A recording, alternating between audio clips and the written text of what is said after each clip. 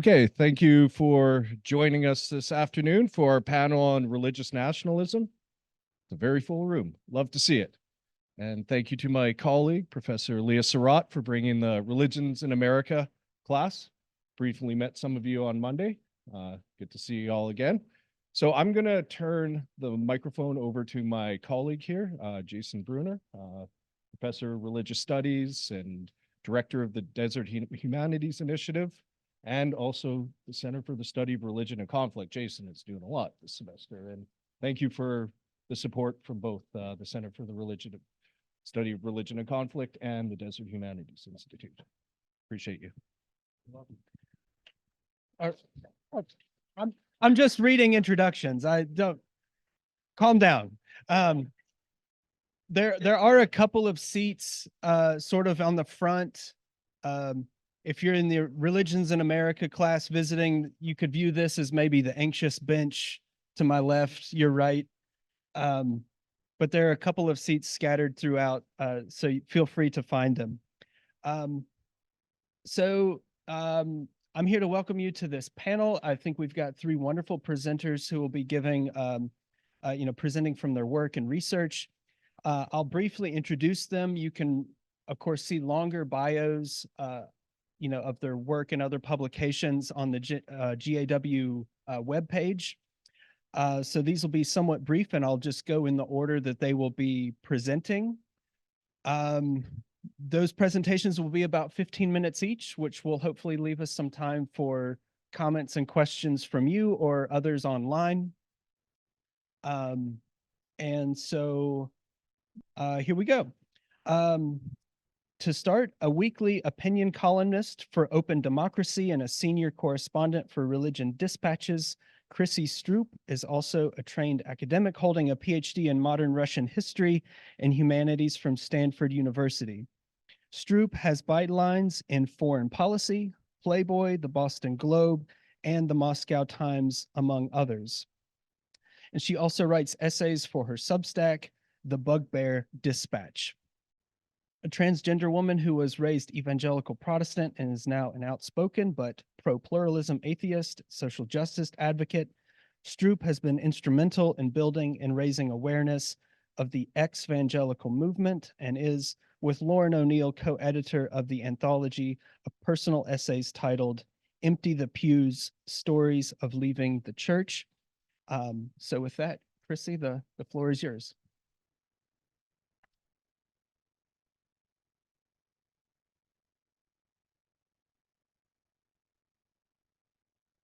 Okay, I think the mic is on. Yes. Am I too loud?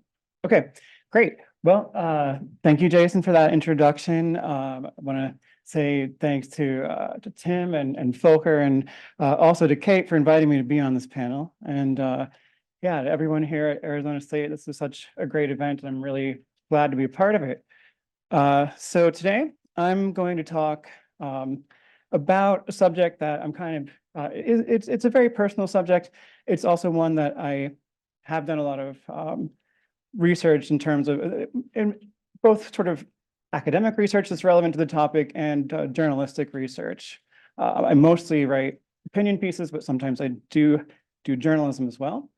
And so, well, let's just start here. So I'm a transgender woman in the contemporary United States. And a lot of my friends who are also trans are really living in fear right now. And even those of us who live in solidly blue states like Oregon, which is where I currently live, are not entirely sure that after 2025, our rights will still be protected. And the kinds of rhetoric that we're starting to see coming from not only the Christian right, but certainly out of the Christian right in recent years is straight up eliminationist.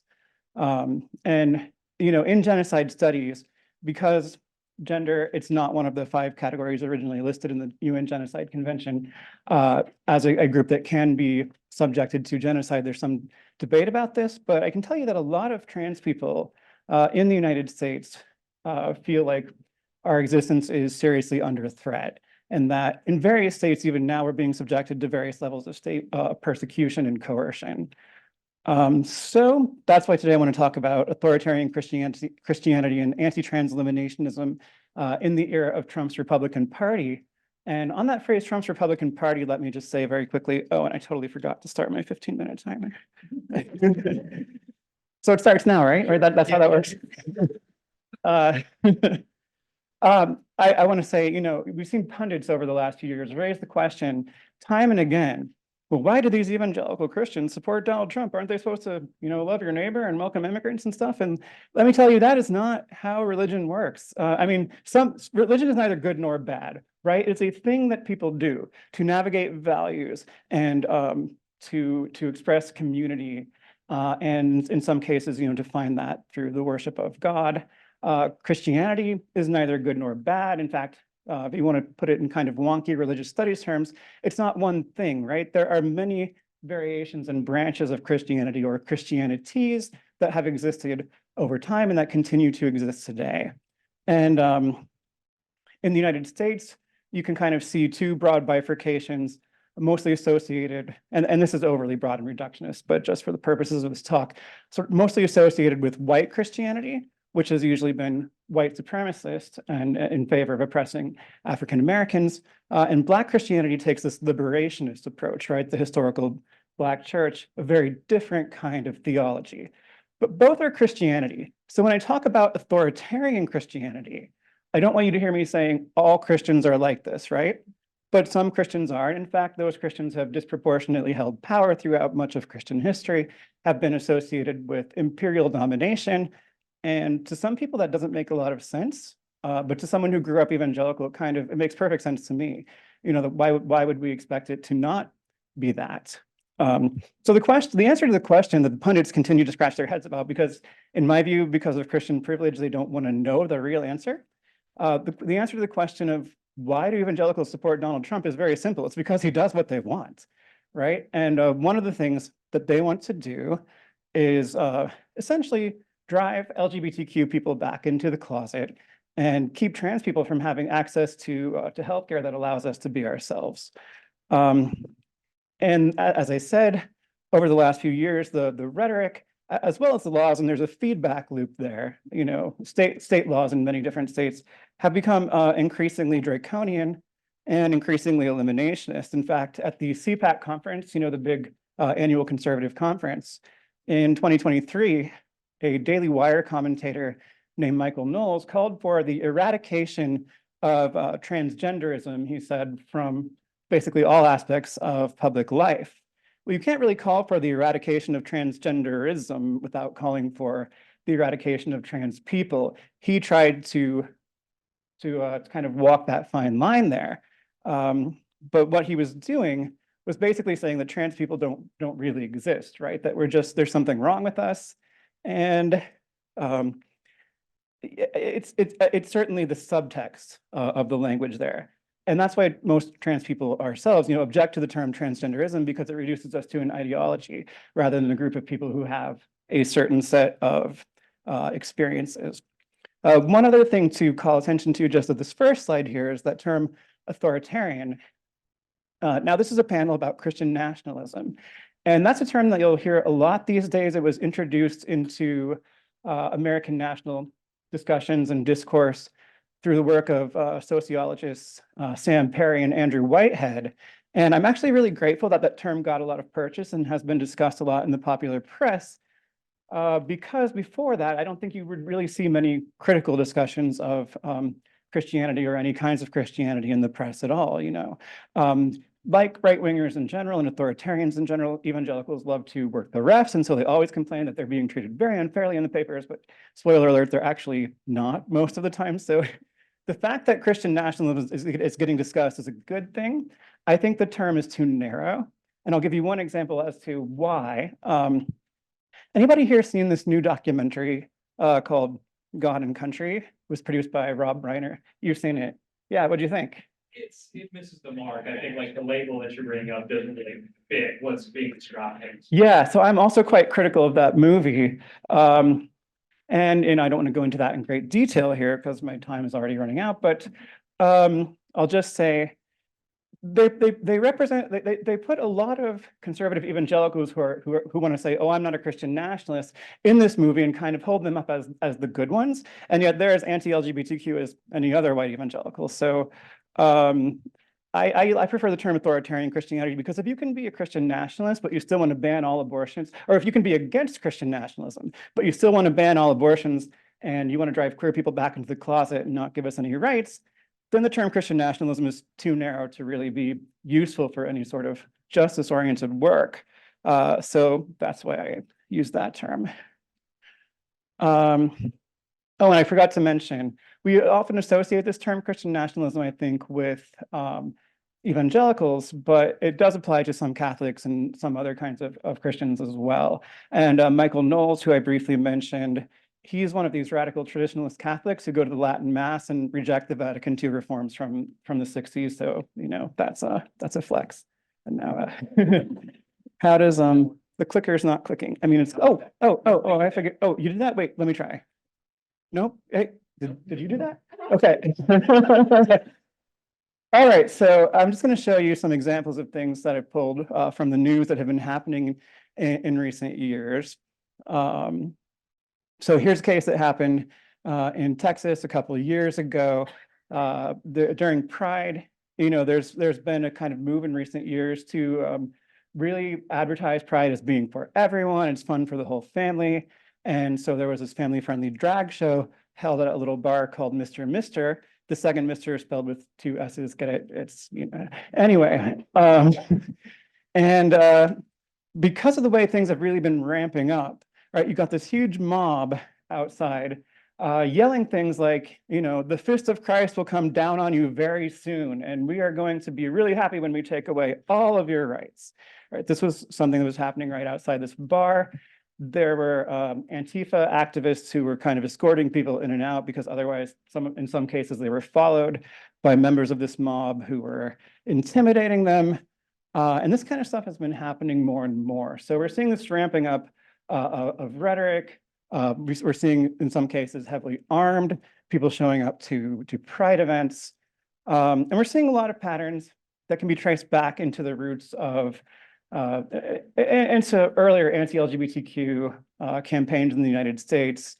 If you think about that aspect of the Satanic Panic of the 1980s, for example, or Anita Bryant, you know, the Florida orange juice lady who turned anti-gay crusader. They use this rhetoric of save the children, right? So, and today the big term is groomer. Anyone who is gay or queer or trans is a groomer, according to these people. And they were also chanting groomer, groomer, groomer outside the event. And let's see if I can advance that. So I don't like it when people put, you know, Christian in quotes, as they did in that particular article, because as I said, Christians can be authoritarian and often are. And also most of the media described them as protesters. These were not protesters exactly. This was an angry mob. And here's from a piece that I wrote for openDemocracy.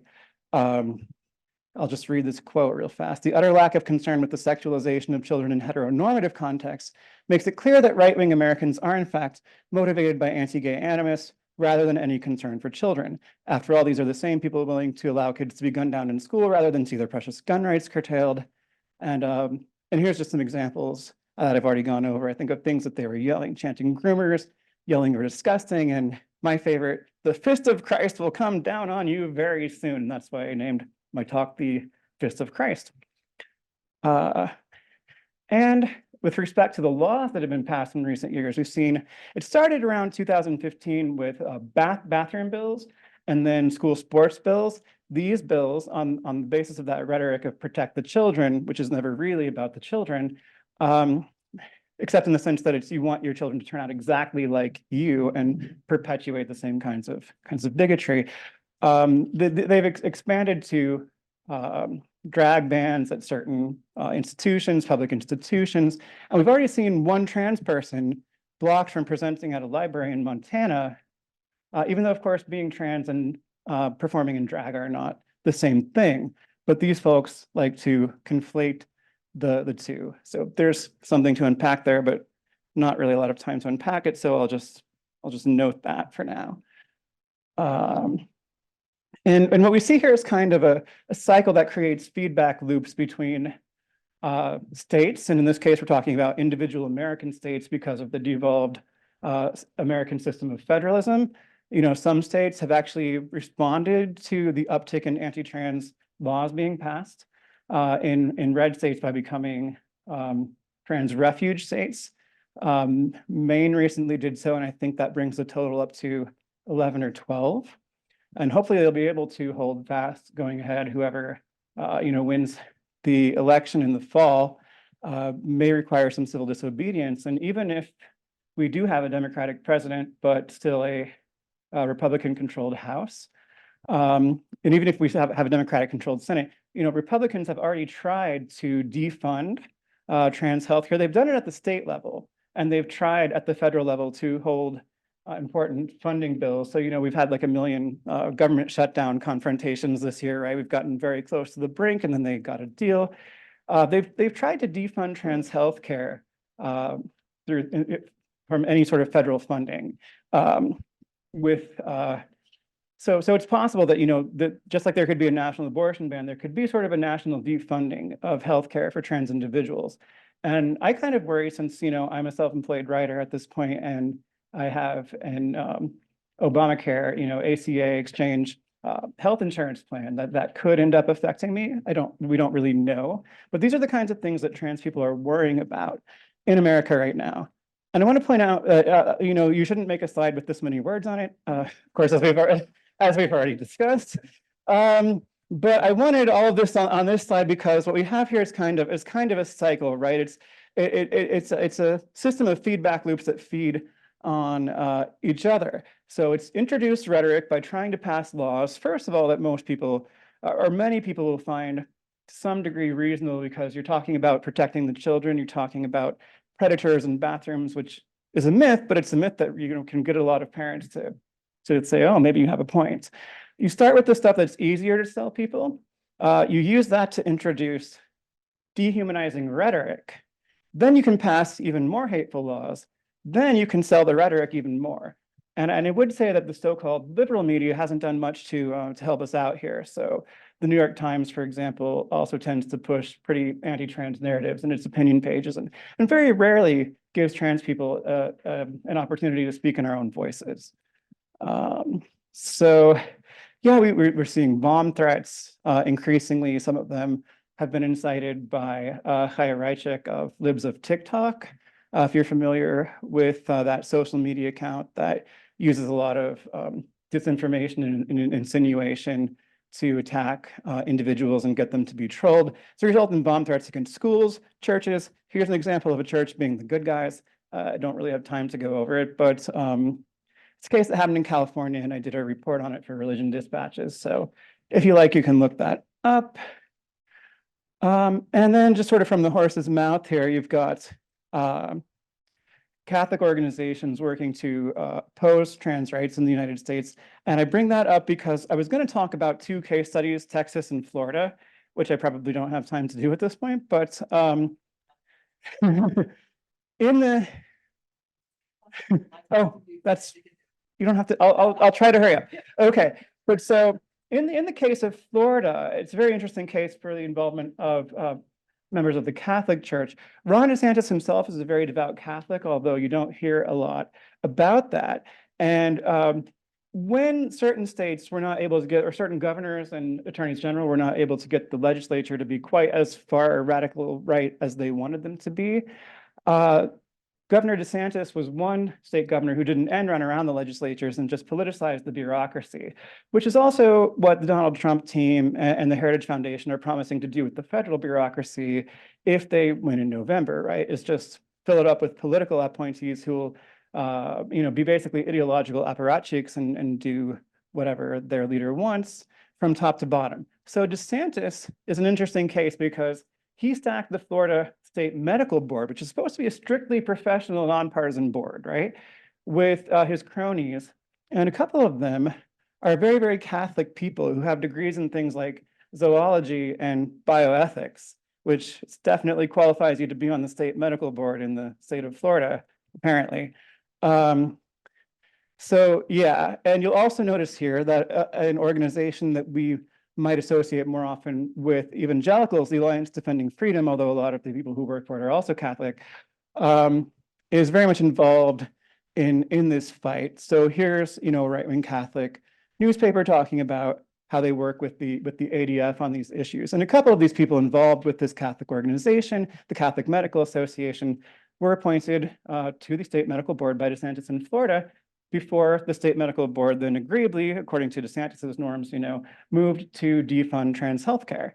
So that was interesting. And then eventually the legislature said, oh, well, you know, I guess we're already here. So they passed the trans healthcare ban. This stuff is moving very quickly right now. Some things are held up in the courts. Ohio passed a very weird law that would require trans people to meet not just with psychologists, but with a bioethicist before getting any access to care. And there's also concern that in creating these bureaucratic requirements, which have a resemblance to, perhaps you're familiar with the term, the trap laws from the Roe era, when states used targeted regulation of abortion providers, not to officially outlaw abortion, which was illegal, but to make it so that abortion clinics wouldn't be up to code, or would have to do very complicated things, or would have to actually tell women seeking abortions things that were factually false, like, oh, did you know that if you have an abortion, you know, you might have you'll have a heightened risk of breast cancer? That's not true, but in some states you literally have to be told that if you go seeking an abortion. In Florida, they did the same thing.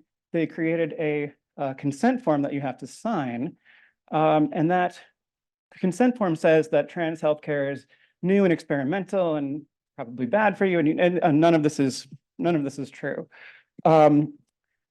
But the point that I wanted to bring up here about what's happening in Ohio and Florida is that there is fear that, you know, using this bureaucratic structure, they're getting government records, they're getting lists of people who are seeking trans healthcare, right? Which could be very bad. Let's just leave it at that.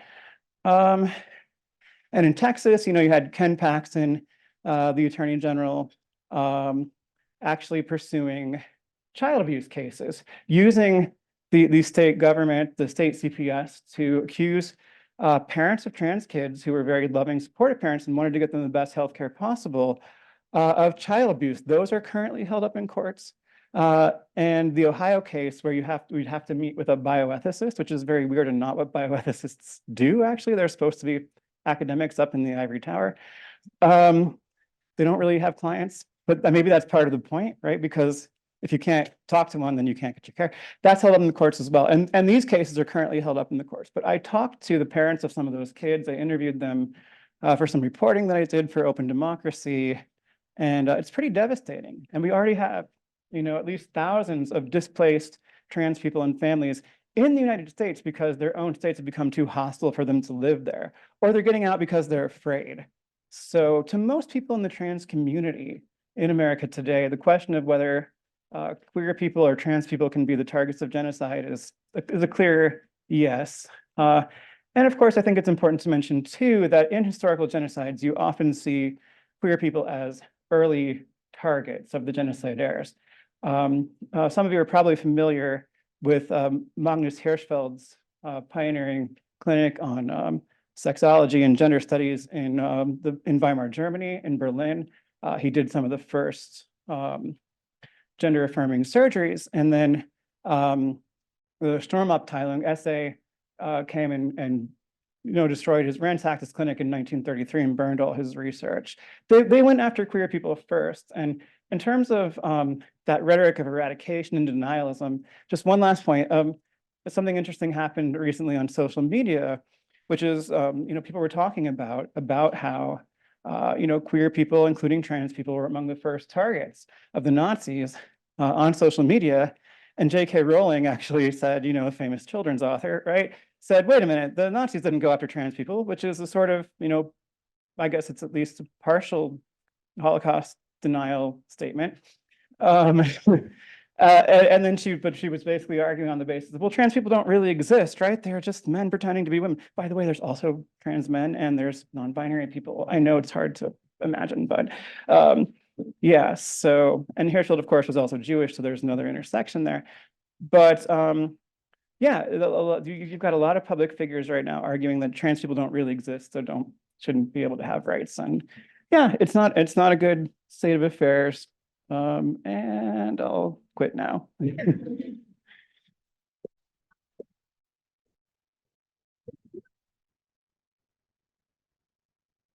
Thank you, Chrissy. Next, I'll briefly introduce. Thanks. Oh, could you? Yeah, I'll briefly introduce Björn Krondorfer, who is Regents Professor and the Director of the Martin Springer Institute at Northern Arizona University. As an endowed professor of religious studies, he also teaches in the Department of Comparative Cultural Studies. His fields of expertise is religion, gender, and culture, as well as post-Holocaust and reconciliation studies. Since 2020, he's chaired the National Consortium of Higher Education Centers for Holocaust, Genocide, and Human Rights Studies, and he's also the vice president for the Association for Public Religion and Intellectual Life. His most recent book is Unsettling Empathy, Working with Groups and Conflict. So Björn, welcome.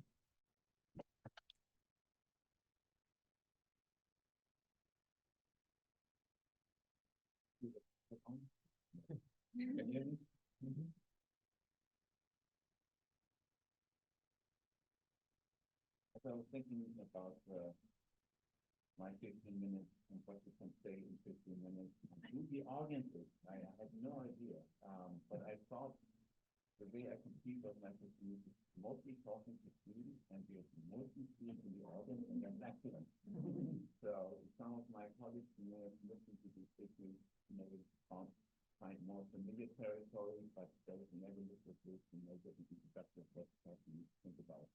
My topic focuses on white Christian nationalism today, but I'm mostly focused in the United States with references to other states. We kind of to understand what is that term, because it's a fairly recent term, and it's looked at the very early questions of the at the heart of the religious and political culture was the United States. It's really a reimagining of political governance, the reimagining of civil space, the reimagining of public discourse, of population policing, of history, of education.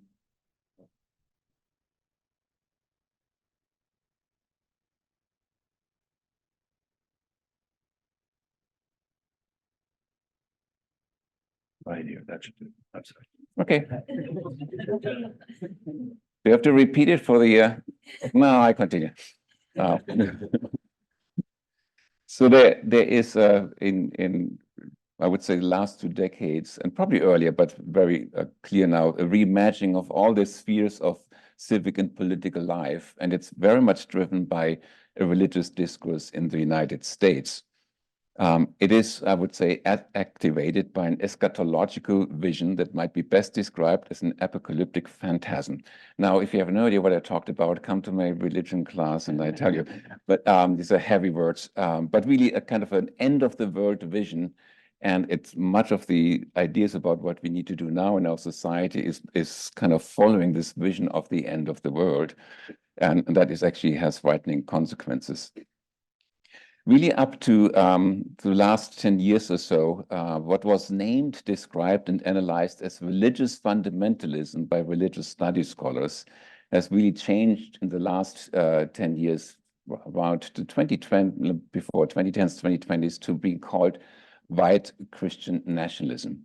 So you find lots of literature on religious fundamentalism, but really the term is not used as much as now what we call white Christian nationalism.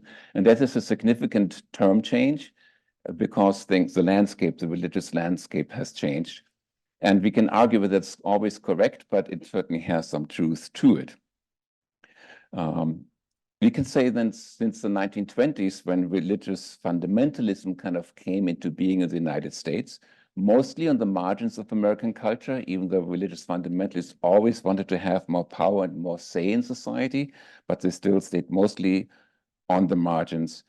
Now, since the 2016, roughly, it has been weaponized as a race-based nationalism, and that is really new. And that's where the term white Christian nationalism comes into play.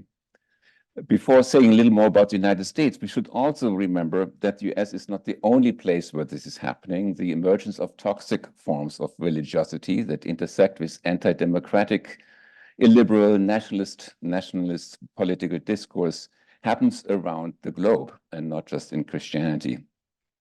There are autocratic strongmen that really are elected, and they're often religious leaders that actively promote a religious agenda, and somehow they need each other, both the nationalist strongmen and as well as religious people, and they're not necessarily always coincide.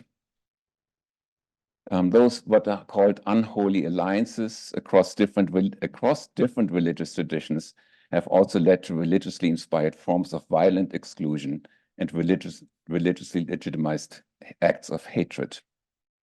We see alliances between religious groups and alt-right political movements, not just in the United States. We see them in Putin's Russia. We see them in Orban's Hungary.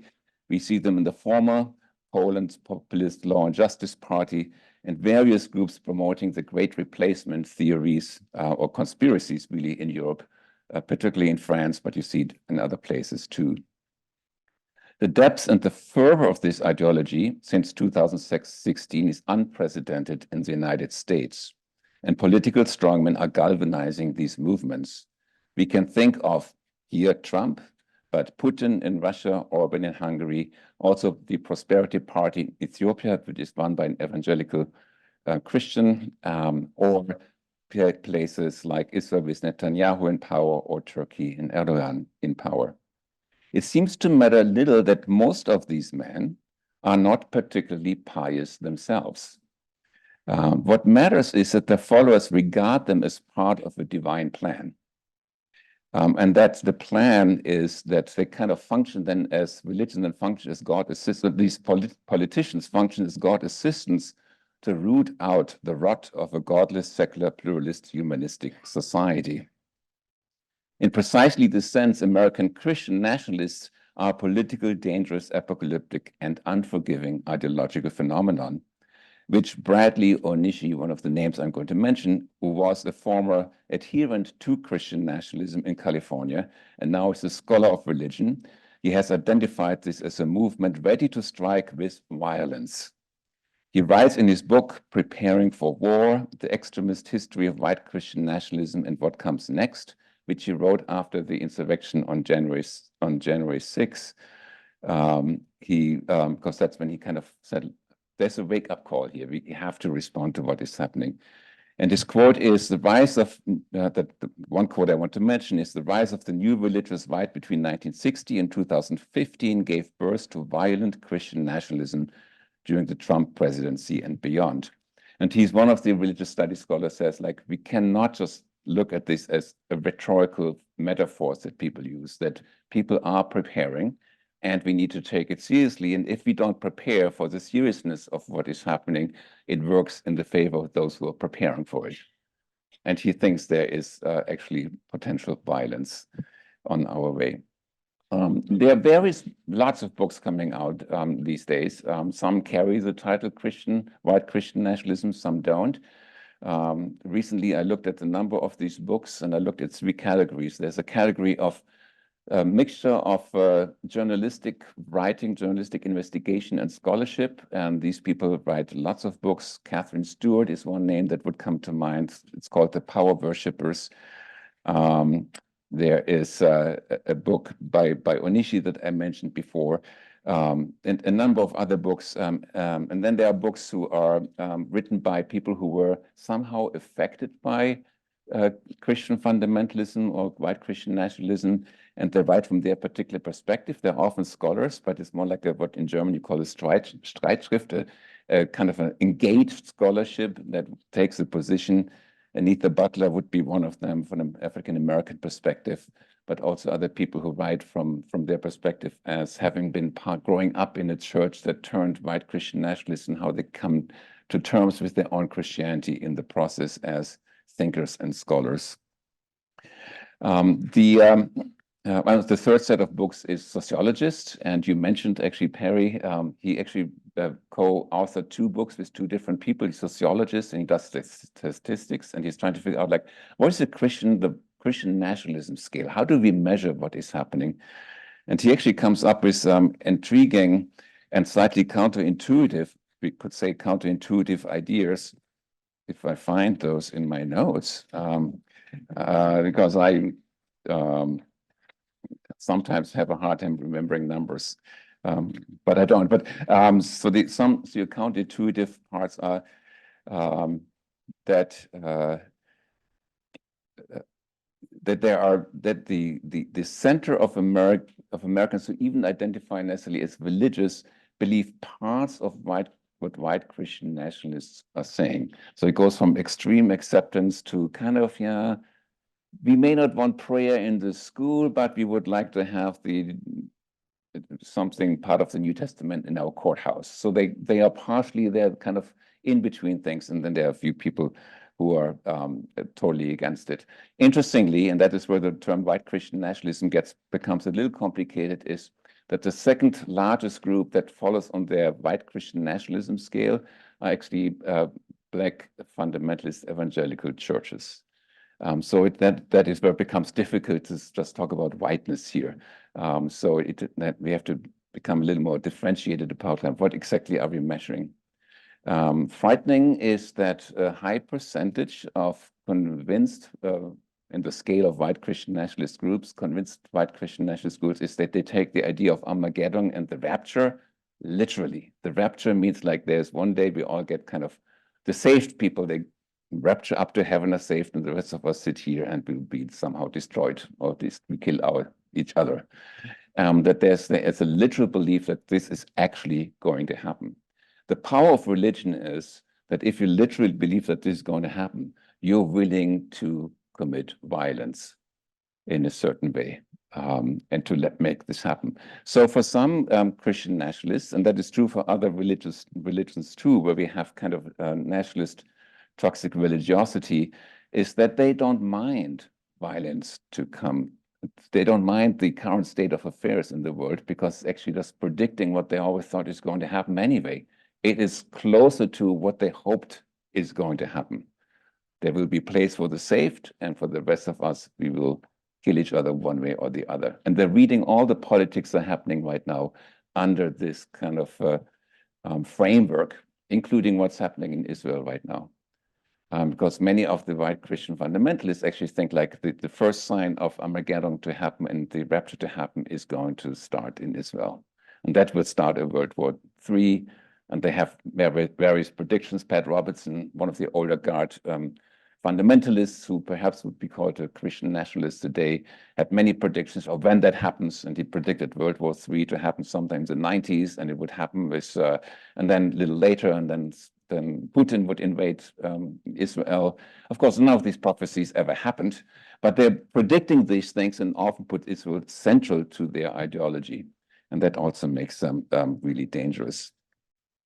There are tons of networks among Christian fundamentalists and white Christian nationalists.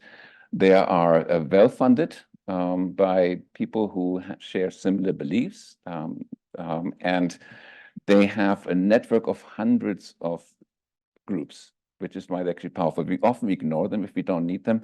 I just read you from a list that's of the letter A. I have like a whole list, like from H through Z. The Alliance Defending Freedom. If you've never heard of them, it's an interesting group to look at, one of the more dangerous ones. The American Center for Law and Justice. You think that sounds good. That could be an ASU department, but it's not, it's really an organization. And often you have same people appearing on the boards from one to the other. The American Family Association, the American Renewal Project, under B, the Blackstone Institute, under C, Campus Crusade for Christ, Christian Broadcasting Network, Christian Coalition, Cold Water Media, Christian Men's Network, Concerned Women for America, and it goes on and on and on. And they all have their networks and they interact with each other. The Christian Men's Network, there are lots of new work coming out on the ideas of masculinity and gender in the Christian fundamentalist or Christian nationalist movements that are also worth looking at of how they look at gender. How much? 2 minutes? Good, excellent.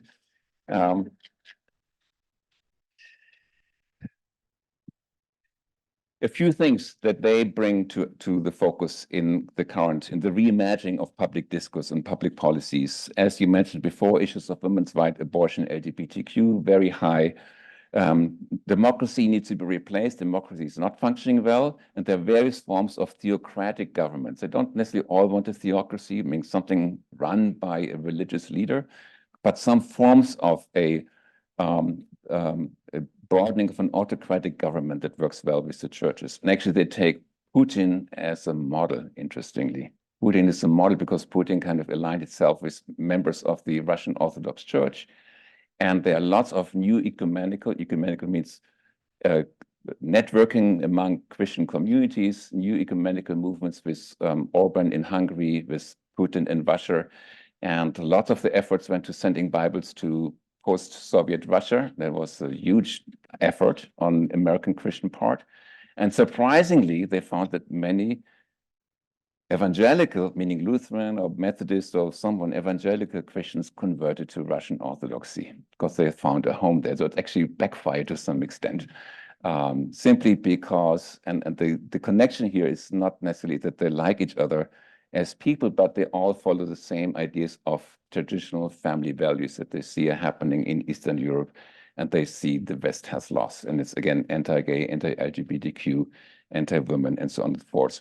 We can look at our own backyard, Arizona. We're not doing too well either. You know from last week, the 1864, returning to that law. But it's also about school vouchers that every parent now can get paid for any school, private school that you go to. Interestingly, and that affects you as a taxpayer, many of the private schools immediately hiked up their tuition fees. Why? Because they know our parents get support from the state, and so they could hike up the tuition fees. And so it affects you directly because that is money that you're paying for these kind of school choices. Last point, maybe, as an example, our own state senator, Wendy Rogers, in 2022, when Russia invaded Ukraine, she actually made a statement that said, like, I'm glad. She praised the fact that Russian tanks were rolling into Ukraine.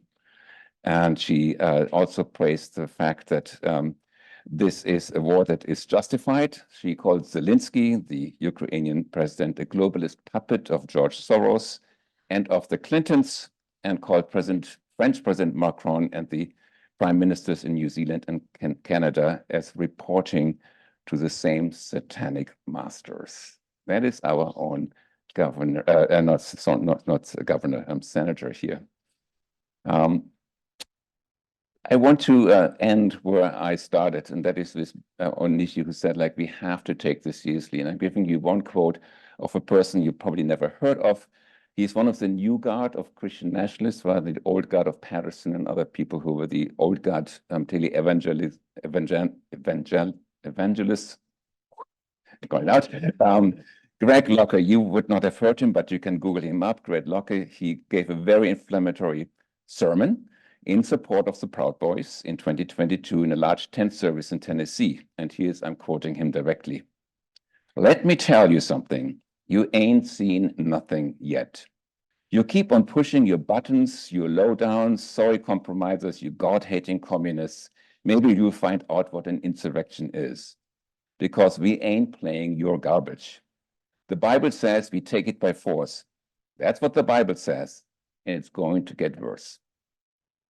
And we can ignore it and say it's just rhetoric of some nut somewhere. Or we take seriously the scholarship now, and the investigative journalists say we need to take it way more seriously than we have until now.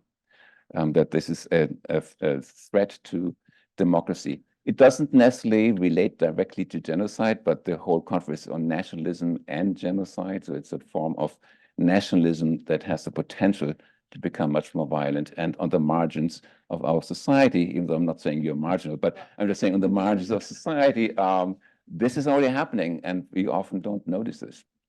Thank you.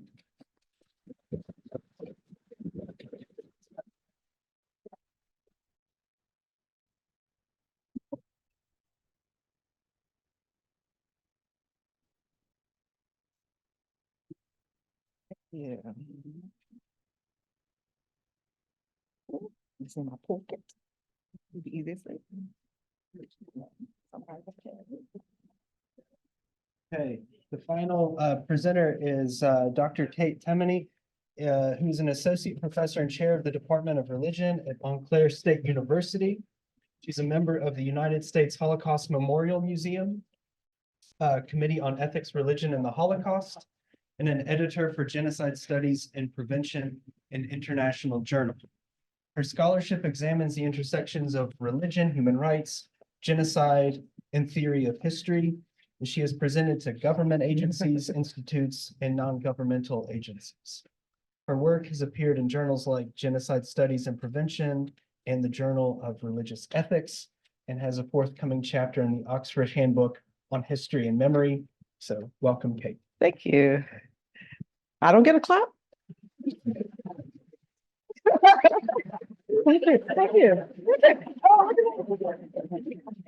So thank you. It's absolutely my pleasure to be here. Thank you to everyone who made this possible, and thank you for thanking me for the invitation, and thank you for coming, Chrissy. So thank you very much. I think we can all be in agreement that we'd much rather hear from Chrissy for 5 more minutes than from me. So thank you.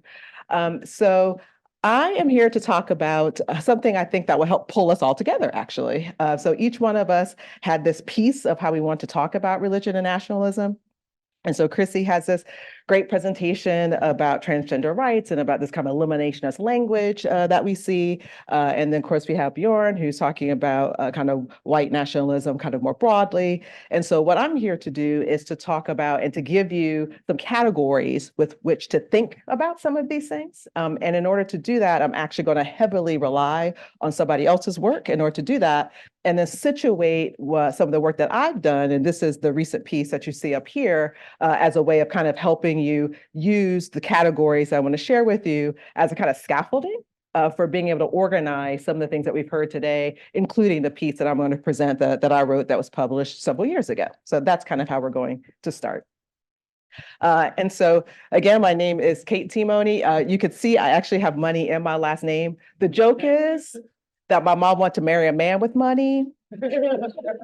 Didn't quite work out for us, especially because we all became educators. So, so where I would like to start is leaning really heavily on a gentleman, and I'm just like Henry. I'm really big on writing on the board, and I will try to write for those of you in Zoom. I'm going to write really big so that you can see it. So there's a gentleman named Rogers Brubaker. So let's see. And he had a piece that came out in 2012 and 12 that was called Religion and Nationalism: 4 Approaches. So what he was interested in is not so much talking about defining religion and defining nationalism as what are some ways in which we could approach the study of those 2 things. And little did I know, because I actually hadn't read this piece by the time I wrote the piece I'm going to talk about at the end, that we actually thought similarly, because I also was not interested in having an argument about religion and about white nationalism. I want to talk about how can we fruitfully talk about those 2 things. And so little did I know that our work would end up meshing so well when I actually found it a couple of years later. So what are these 4 categories that he gives us? So the first one is to think about religion and nationalism as analogous. Meaning that basically that you could see how there's a lot of similarities between the 2 of them. So for instance, we might talk about them being analogous in that nationalisms provide a kind of identity that people can rally around. It's a kind of social kind of organization. It's an opportunity to make political claims within the context of being a part of a particular group. So you also see the same thing within religion, right? We also think of religion as it's a social group, and it confers a kind of identity upon the group, right? So that's where that analogous language comes from.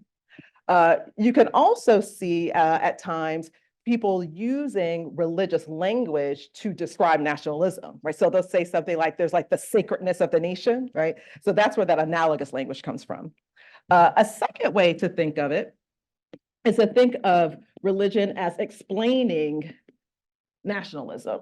And so what he means by that is we can actually look at historical context. We can look at particular kinds of developments that might have led to what we now see as nationalism. And he doesn't actually say this, but in some of the work that I'm doing, and actually this is something that I've been studying because I've been writing with a historian who's actually Belgian. And so the two of us, both through our different international contexts, but also because of our training. So he's trained as an historian and a philosopher, and I'm trained as a religion scholar and a philosopher, right? So we use that. And so in looking at that, one thing that's been really great is this what we call the secularization thesis, which is really big in history, right? This idea that history and a lot of the disciplines that we see kind of formulating at the end of the 19th century is also kind of a culmination of the Enlightenment and this kind of triumph of reason. So we also see, if we want to talk about how religion kind of gave rise to nationalism, is this kind of post-Westphalia kind of existence that we see in 1648, where we start to see what's called like the rise of the nation state. And there was this bloody 30 Years' War, right, between Protestant Catholics and like, oh, it's total war. We can't have religion playing this role in society. And so it kind of gets tamped down. And there's this kind of power struggle in some ways between religion and between the state, to the point where the secularization thesis kind of predicted that religion would kind of fall away in its influence in the public sphere. And of course, that doesn't end up happening. So that's what we mean by explaining, like, oh, we have these historical events whereby religion and politics start to kind of do this dance and where one kind of comes out on top of the other. But what he points out rightly is that that doesn't explain religious nationalism when there's actually an intensification of religion, right? So not when religion falls away, but when we actually see an uptick in fundamentalism, an uptick in religious activity. But both of them do the same thing, right? It's either by demise or by a kind of uptick in fundamentalism that we see religion maybe helping explain what nationalism is or how we might understand it. The third one is that it could be a part of nationalism. Oops, let me write that a little differently.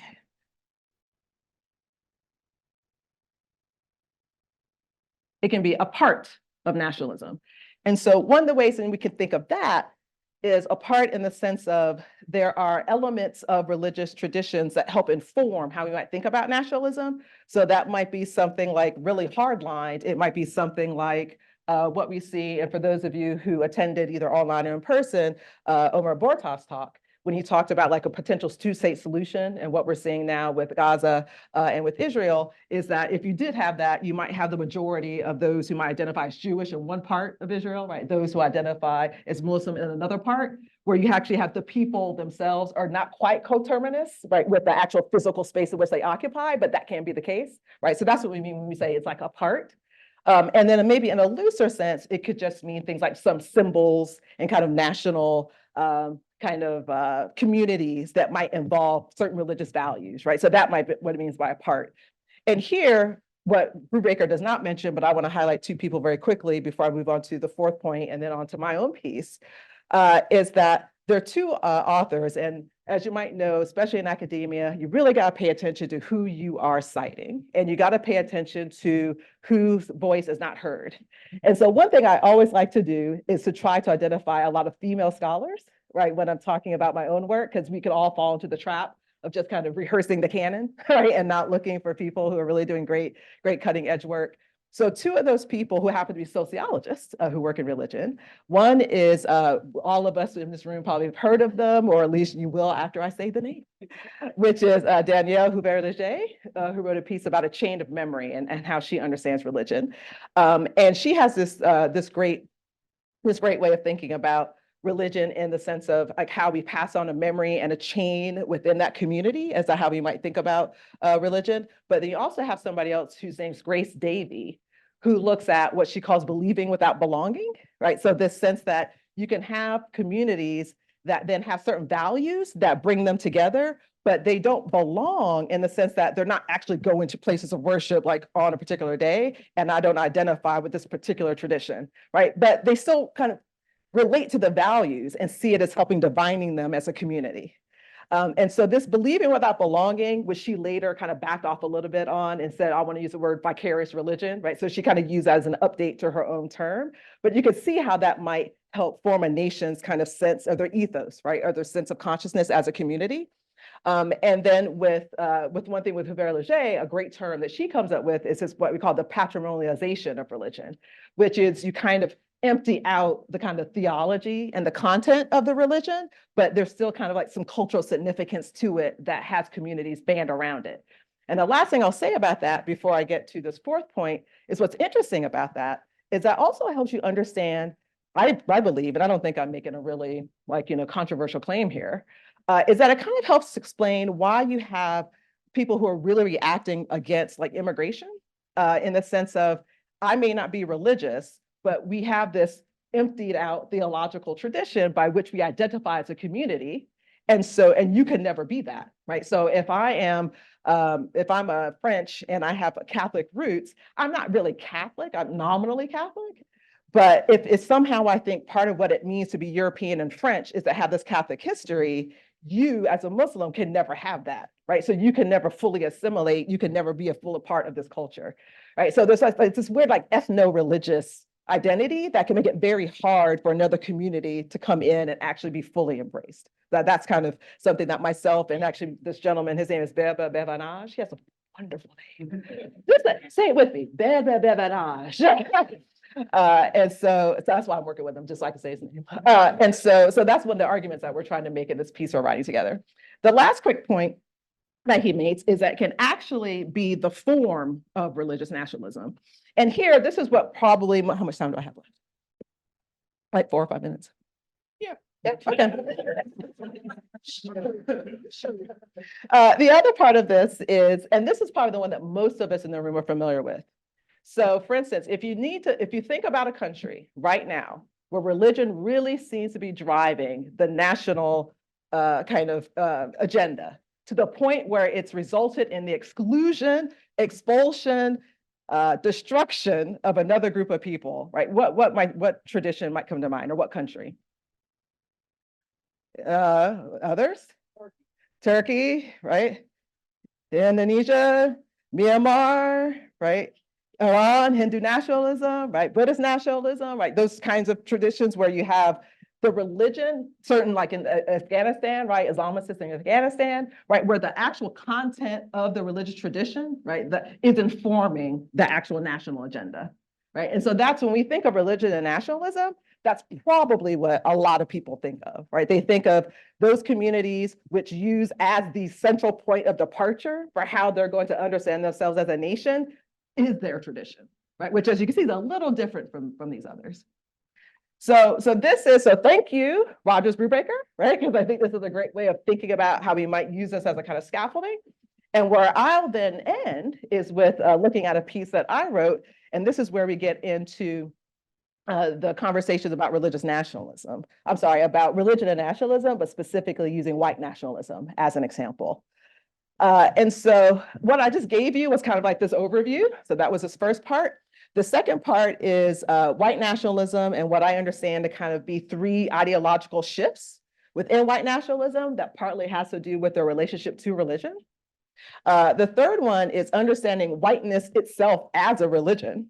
And this is based in part on something that both of you had mentioned, which is I'm actually looking at the rhetoric that white nationalists use in order to try to understand how that language can be used to mobilize people or to authorize a certain kind of action. And so just like Björn, I actually want to know what people are saying. By the way, when I was doing this research, I was on a lot of white nationalist websites. And I was waiting for the FBI to come knock on my door. And I was going to look when they saw who was standing behind the door. It never happened. But so clearly I'm not a big enough blip, I guess, on the radar for them to go like, oh, who's this chick, right? So, but that would have been fun. We're like, you? And the last one is, the reason why I was interested in doing this work was that I want to understand where did this whole white genocide thing come from? Why are they using this language and why is it so powerful? So even though wordiness on slides is often not seen as something that we should do, I know at least for the students that I teach, occasionally I will do it because it makes note-taking easier. But here, because I knew I wanted to kind of try to be as engaging as possible as everyone up here, because it is after lunch, people. I also tried to keep it relatively slim here. But I did want you to be able to walk away with references that you could go back to later. Right, so that's why I'm choosing to put these slides up. So the first one, of course, just for a little plug. The first one, of course, is my piece. So it's actually called Anatomizing White Rage, Race is My Religion and White Genocide. And they're in quotes because those are actually things that white nationalists have said. And then it appears as a book chapter in this book that's to the left. So if you actually want to find it, you can actually go to my academia.edu site and just get it that way. But the book it appears in is The Religion of White Rage, White Workers, Religious Fervor, and the Myth of Black Racial Progress, edited by Stephen Finley, Biko Mandela Gray, and Laurie Latrice Martin, right? So that's the book in which it appears. So that might be one thing that you want to go back and look at, because I'm not going to go into my piece in detail, but I just wanted to give you a little, amuse-bouche, right? Just a little taste. And so now let's look at some other people's work, though. So one person who I think does a great job with kind of tracing all this information out is Blood and Faith, Christianity and American White Nationalism by Damon T. Berry. And so one of the things that was helpful when I was trying to lay out this scheme was his work. And so, and and I'll talk about one other point and then we'll be done. Got it. And so one is that if we look at the relationship between religion and white nationalism, one is that there is a kind of rebranding of white supremacy and white nationalism as a global identity. So it moves away from like here in the United States or here in continental Europe, we need to defend ourselves against the invasion of immigration or miscegenation, right? The intermingling of different cultures. We need to defend ourselves against that and our borders. And after 1948 and the kind of the failure, right, in being able to do that, there was this move toward it was a global identity. And for those of you who were here yesterday with, I think it was Charisse, I think that was the one that was saying this, was talking about like the Black power struggle and how it kind of went global. Similarly, this happened with them too, right? It became not like we are white people who are here in the United States. It became, well, there's a whiteness to which you can belong, that is a constructed global identity where you want anybody who might identify as such to be a part of your struggle, right? So that was a very different kind of shift. A second shift I detected was this kind of dynamic relationship between religion and white nationalism. So at first it kind of starts off as this idea that Christianity is like the white man's religion. And then it kind of became, well, but Christianity does have an historical connection to Judaism, and we don't want anything to do with Judaism. And then they start moving away from it. And then they're like, oh, well, wait, we got like something like Odinism, so we could just like have our own, kind of like tradition. And then, and then you start seeing a kind of decline in a lot of people's outward religiosity, but then you don't want to alienate the people who are Christians from your cause. So now we're like, well, let's just kind of accept anybody, right? And then you kind of see this, well, what being white is our religion? Like that could bring us all together, right? And so you kind of, and the way that I talk about that is, and I'm heavily relying then on people like Tillich or like Charles Long. And what I mean by this, when I say whiteness is my religion, is that whiteness is the center of all that I do, right? So if you think about like Tillich, who says like ultimate concern is your religion, or if you do or it's your ultimate orientation from which all things stem, you could say like whiteness is my religion, right? And that's why I had, and I'll show it to you again in a second, this image here of we are here, right? Meaning like this is the center of who we are, right? We are here, and then everything and the orientation toward the world is from this place of this constructed whiteness. So that's what I mean by that when I say whiteness is my religion. And then the last one is we also see within white nationalism being branded as kind of a violent group, right? So a group that goes out and perpetrates violence against other people and oppresses other people. Probably a really good example of this is the white supremacy. We see like the KKK, right, in the South, where clearly they're labeled as a hate group. To like, well, we're the persecuted ones. We're the victims. And so you have somebody like Black, like Derek Black, who is the son of Don Black. Don Black is the one that was the mastermind behind Stormfront, which is like a racist, like white nationalist website. And then poor Derek disappointed as Pop, because he's like, I don't know about this. And he was the heir apparent, and he turned his back on all of it. And so he was very candid about how they worked and what they were trying to do and trying to mainstream. And this is the point here in my piece, is that they try to make white nationalism mainstream, right? So they try to say, like, doesn't this sound reasonable to you? And one of the things that they did is that Derek Black was running for office, and he knocked on people's doors with white nationalist talking points, but didn't say he was a white nationalist to get people to agree with him, right? And so I was like, oh, yeah, that's reasonable to me, to show that, yeah, we can make this sound reasonable and palatable to people who don't want to be, seen as racist. And so that was another kind of shift. Like, we went from being this violent group to being the ones who are actually victimized, and then to bring it home, the ones who are actually victims of white genocide, right? We're the ones that are actually imperiled as a group. So the last slide that I believe that I'm sharing, yeah, I'll go with this one, is why then, if we use whiteness as a religion, and then how this kind of dovetails with nationalism, and this is where I'll leave it, is that so you ever read a book or read an article and you go, oh my gosh, I got to figure out a way to use that word again in the future at some point? So there's a guy named Perry that asked about whether or not human rights, my area is also human rights, is ineliminably religious. Like, can you really talk about human rights without it being grounded? And so I'm like, well, I got to figure out how to use that word again. So here came this opportunity. I was like, I'm gonna put it in this book chapter.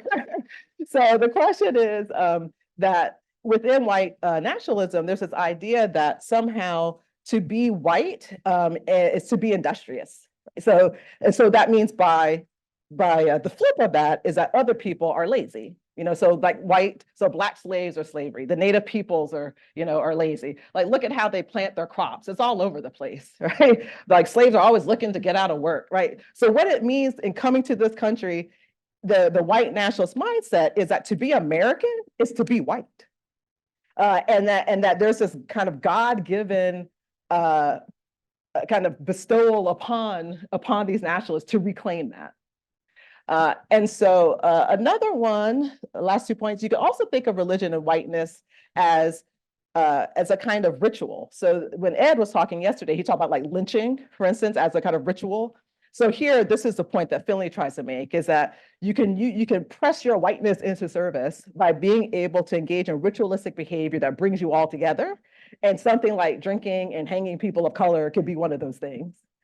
And then last, and this is the point I was making earlier, and this is like the bulk of what I argue in the piece, is looking at whiteness as religion, as the orientation and ultimate concern, which means that from the very place of which I understand myself in the world is based on that whiteness. The part I'm not going to get into, but that if you're interested, you can read, is I mentioned before that I was looking at particular phrases.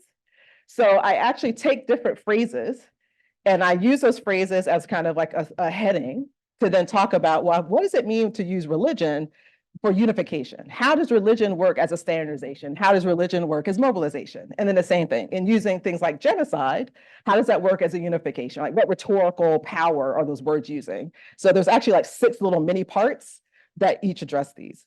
So the last thing that I'll say is that if you think of whiteness as a religion, and that in the sense of like, this is who we are, this is the orientation for which we all kind of understand ourselves. And if we see ourselves as a global community, right, that's constructed around whiteness and not just particular people who have a particular hue, right, or people from a particular place, then you are imperiled. Right, like the white genocide is, we all need to come together. This is an existential crisis, right? That miscegenation is happening. That the birth rate amongst people is dropping.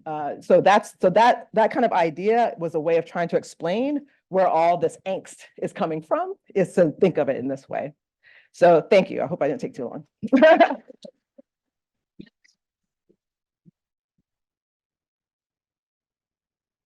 All right, Tim will come around with the microphone if you have a comment or a question. We've just got a couple of minutes, so maybe 2 questions if the comments and the answers are brief.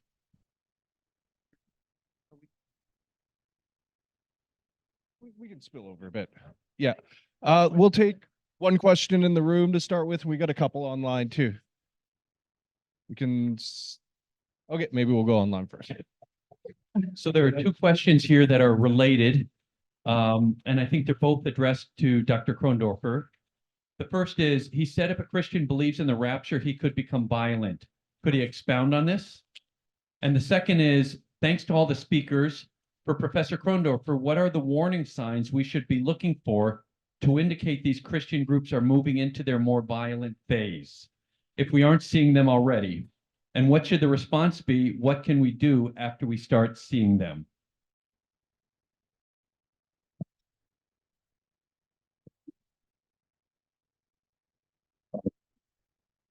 These are two tough questions.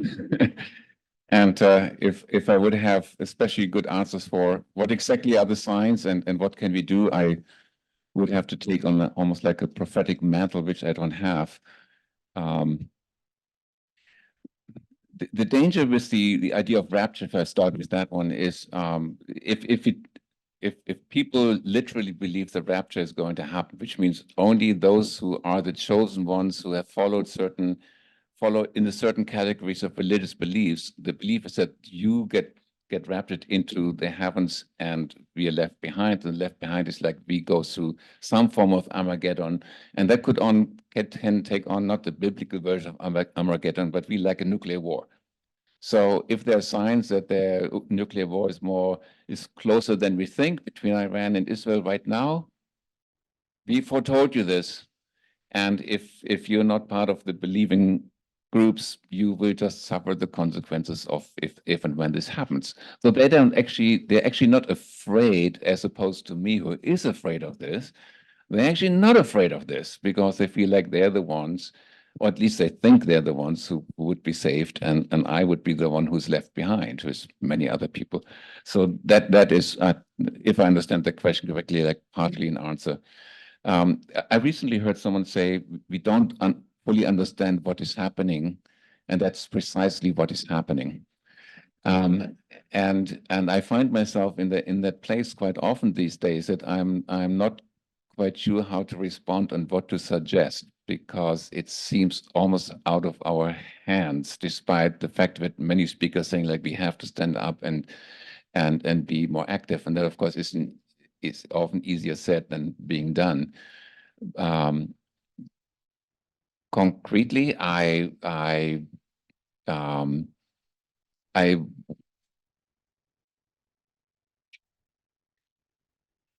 a Holocaust scholar, I know how easy it is that a democratic government can unravel by seemingly within a democratic system. For those who haven't studied this, Nazi Germany was not overthrown by a coup d'etat or military coup d'etat by Hitler, but it basically voted itself out of power and gave certain people more power than they should have been given, because people thought they can control Hitler and other people, and they didn't. And so that is the best advice I can give to us, that we should never take democracy for granted unless we invest ourselves fully into the maintenance of the democracy, even if the democracy may not always be completely what we think it should be, but at least better than what the alternatives are. And I honestly am afraid of the United States. I came to this country 40 years ago. I thought like this is a place where I would never have to say anything with that dire sense of fear. But I am afraid that we could go there, and it's actually exactly like this. Within a democratic system, the democratic system doesn't know how to respond to very radical and violent ideas, and they could win. I'd just like to piggyback on that and add very quickly that in terms of warning signs, I'd say January 6th was a pretty loud warning sign. And I would note that in the crowd there, and actually in the Senate well as well, there was a Christian flag, which for those of you who don't know, there is a Christian flag. Just that is something that exists. I won't explain it right now, but and there were, God, country, Notre Dame flags. There were lots of Christian symbols, T-shirts that said "Trump is my president, Jesus is my savior," stuff like that.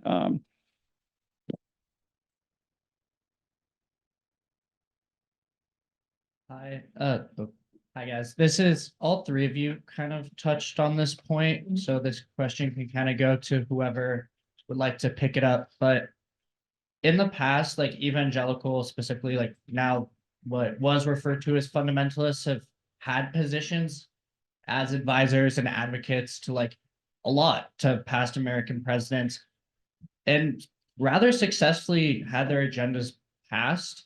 What do you guys think changed and went from let us remain in the shadows and have our agendas passed without nobody knowing our faces to having political leaders become the face of these movements? One thing we're seeing in this moment is huge backlash to civil rights gains, including the right to same-sex marriage in 2015. So I think that's part of the impetus for the upsurge in organizing and visibility, and even being out on the street and working with street brawling gangs like the Proud Boys, many of whom are evangelicals themselves. I mean, the Proud Boys who invaded the Capitol, and there's video of this, said a very recognizably to someone who grew up evangelical prayer before they invaded the Capitol. So backlash is definitely a part of it. And you're right. I mean, Billy Graham advised every president from Eisenhower to Obama, I guess. Maybe, no, he died before Trump was president, I think. Yeah. But I don't think, well, he sometimes said some awful things, and we know from the Nixon tapes, right? I don't think he was very often whispering policy prescriptions into president's ears directly, whereas someone like Tony Perkins, who's head of the American Family Association, is doing that. And in fact, we know that he was telling Trump, here's what we want you to do about trans people, get rid of them in the military, do this, do that. And Trump listened.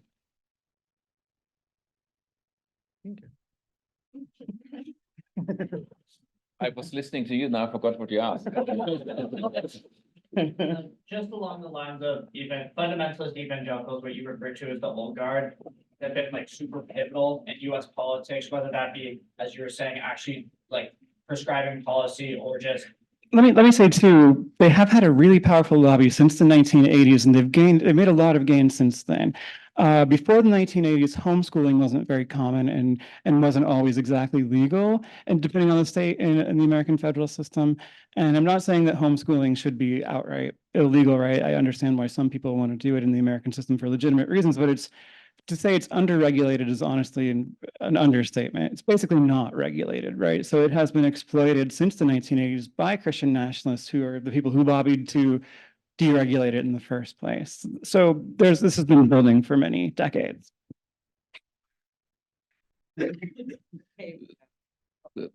Maybe one thought. I think religious leaders who want to have power use nationalism as a way to gain more power.